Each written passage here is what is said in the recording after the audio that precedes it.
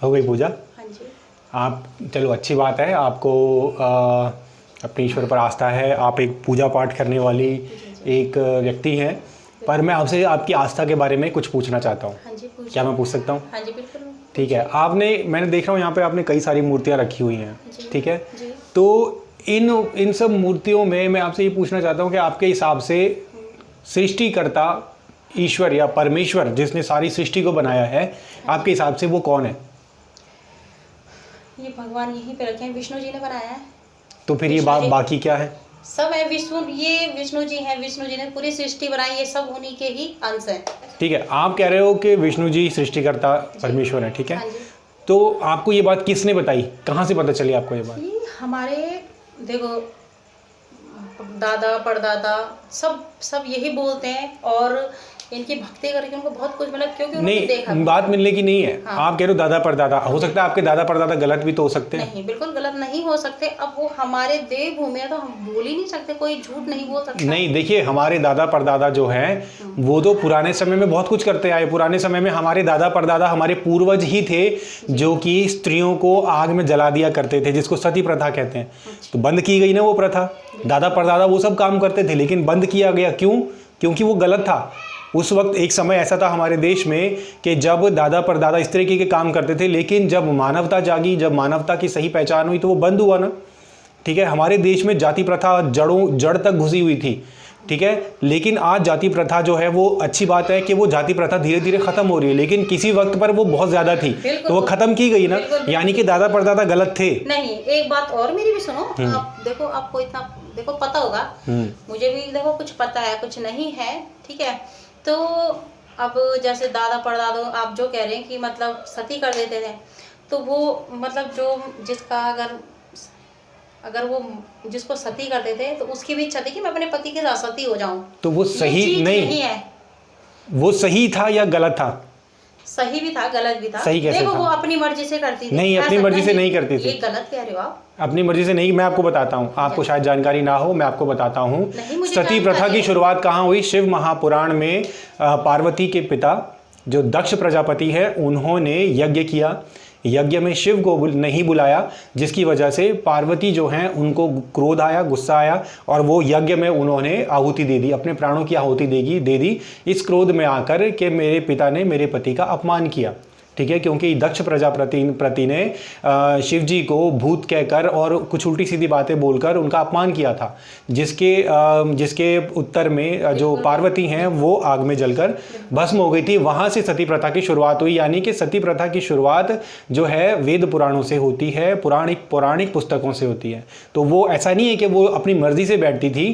इतिहास जब आप पढ़ें तो वहाँ पर पता चलता है कि जो विधवा स्त्रियाँ होती थी उनको ब्राह्मण जो हैं वो उनको धतूरा पिलाकर, नशा कर कर उनको, और जो चिता का धुआं है उसको बहुत ज़्यादा बढ़ा देते थे, जिसकी वजह से जो स्त्री है, नारी है, उसको नशे की वजह से, उनको धुएं की वजह से एक तो बेहोश हो जाए और नशा की वजह से उनको दर्द का एहसास ना हो। और वो जब वो जलती थी आग में तो इतिहास की पुस्तकों में हम पढ़ते तो पता चलता है कि लोग लाठी मार के उसको वहीं पर बिठाते थे, ज़बरदस्ती वहीं पर दबाते थे, दो लंबे लंबे लट्ठे लेकर वहीं पर दबाते थे कि वो बाहर ना निकल कर आए।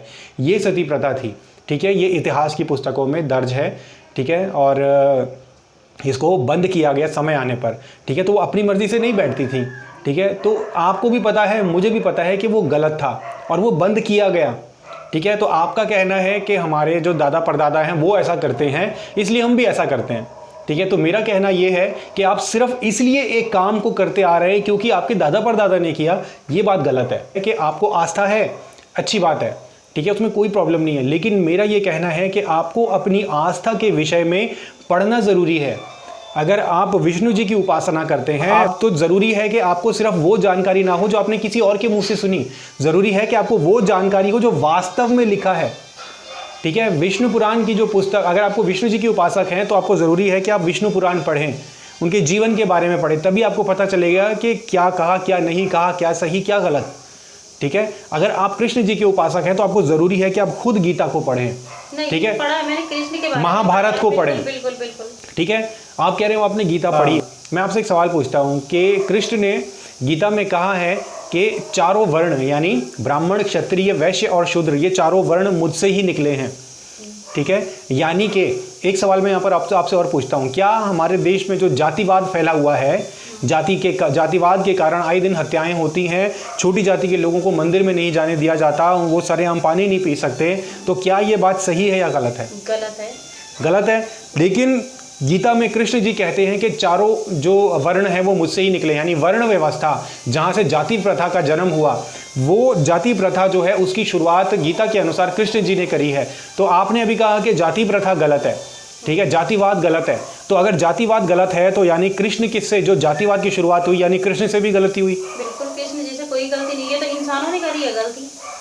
आप समझे नहीं, गीता में कृष्ण जी ने साफ साफ कहा है कि चारों वर्ण मुझसे ही निकले हैं, ठीक है। तो अगर कृष्ण जी ने अगर वर्ण व्यवस्था की शुरुआत करी जिससे जाति प्रथा निकली है, तो इसका मतलब कृष्ण जी से गलती हुई। इतना तो देखो मुझे पता नहीं है। वही तो मैं कह रहा हूँ, आपको पता होना चाहिए। मैं वही तो आप सबसे कहना चाहता हूँ, मैं वही कहना चाहता हूं कि देखिए, आप एक उपासक होने के नाते अगर आपने इतनी सारी मूर्तियां रखी हुई हैं, इतना सारा रखा हुआ, मैं उसका पूरा सम्मान करता हूं, आपकी आस्था का पूरा सम्मान करता हूं। मेरा कहना इतना है सिर्फ कि एक भक्त होने के नाते, एक आस्थावान व्यक्ति होने के नाते आप जिसकी भी उपासना करते हैं, आपको उसके बारे में पूरी जानकारी होनी चाहिए कि उसका जीवन कैसा था, उसकी शिक्षाएं कैसी थी, उसका आचरण कैसा था, वो अलग अलग परिस्थितियों में कैसा व्यवहार करता था, ठीक है। आप कृष्ण जी की उपासना करते हैं, लेकिन आपको ये नहीं पता कि कृष्ण ने अपने जीवन में क्या किया, ठीक है।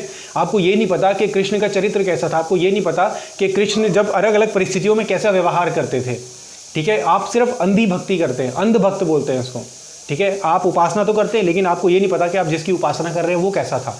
इसलिए ज़रूरी है हर एक व्यक्ति को, चाहे वो किसी की भी उपासना करता हो, चाहे वो कृष्ण का उपासक हो, चाहे वो मोहम्मद का उपासक हो, चाहे वो किसी का भी उपासक हो, उसको ज़रूरी है कि वो जिसकी भी उपासना करता है उसके बारे में उसको अच्छे तरीके से पूरी जानकारी हो। उदाहरण के तौर पर मैं प्रभु यीशु मसीह की उपासना करता हूँ, प्रभु यीशु मसीह को अपना प्रभु मानता हूँ, और प्रभु यीशु मसीह के जीवन और चरित्र और शिक्षाओं के विषय में मुझे एक बात पता है। कोई भी इंसान मुझे भरमा नहीं सकता ये बोलकर के तुम्हारे यीशु मसीह ने तो ये किया, मैं उसको 1 मिनट में जवाब दे दूंगा, क्योंकि मुझे सारा यीशु मसीह के जीवन चरित्र और शिक्षाओं से रिलेटेड एक बात का अच्छे से पता है। मैंने मेरी बाइबल पढ़ी है, मैं दिन में कई बार बाइबल पढ़ता हूं। अभी जो वीडियो आपने देखा, उस वीडियो के जरिए मैं यही संदेश देना चाहता हूं कि आप चाहे किसी पर भी विश्वास रखते हैं, आपकी आस्था चाहे किसी के भी प्रति है, उसके बारे में आपको पूरी जानकारी होना ज़रूरी है। हमारे देश में ये एक बहुत ही कॉमन बात है कि हम बाबाओं के पीछे चले जाते हैं, ऐसे लोगों की उपासना करते हैं, ऐसे लोगों को अपना आदर्श बना लेते हैं जो भ्रष्ट हैं, जिनको बाद में पता चलता है कि वो रेपिस्ट थे, उन्होंने तरह तरह के गुनाह किए थे और वो जेल में जाकर मिलते हैं, और उसके बाद भी लोग उनकी उपासना करते रहते हैं, ठीक है। कहने का मतलब कि अंधभक्ति, ठीक है। इसलिए इस वीडियो के ज़रिए मेरा मैसेज सिर्फ इतना है कि आप किसी की भी उपासना करते हैं, चाहे वो कृष्ण है, चाहे वो राम है, चाहे वो मोहम्मद है, चाहे वो यीशु मसीह है, आप किसी की भी उपासना करते हैं, उसके बारे में पूरी जानकारी लें, अच्छी तरीके से उसके बारे में पढ़ें कि उनका जीवन कैसा था, उनकी आदतें कैसी थी, उन्होंने अपने जीवन में क्या कुछ किया, उन्होंने अपने जीवन में कैसे लोगों से व्यवहार रखा, क्या गलतियां की, क्या गलतियां नहीं की, क्या अच्छे काम किए, ये सारी जानकारी आपको होना ज़रूरी है। और जब ऐसा करके आप जब एक तुलनात्मक अध्ययन जब आप करेंगे, उसके बाद आप जो भक्ति करेंगे वो आपकी सच्ची भक्ति कहलाएगी। बिना जाने, बिना सोचे, बिना परखे अगर आप भक्ति करते हैं तो वो अंधभक्ति कहलाएगी, ठीक है। अंधभक्ति ना करें। ये जनरेशन जो है ये एक पढ़ी लिखी जनरेशन है, 21वीं सदी की जनरेशन है, और ये जनरेशन कम से कम अपने व्यवहार के ज़रिए, अपनी आदतों के ज़रिए ये दिखाए कि ये साक्षर है, ये पढ़ी लिखी है, ये दिमाग रखती है, इसको कोई ऐसे बेवकूफ़ नहीं बना सकता, ठीक है। इसलिए मैं लास्ट में यही कहना चाहता हूँ कि जागरूक बने, अंधभक्त ना बने, जो भी करें वो सोच समझ कर करें, सब कुछ जांच परख कर करें। God bless you.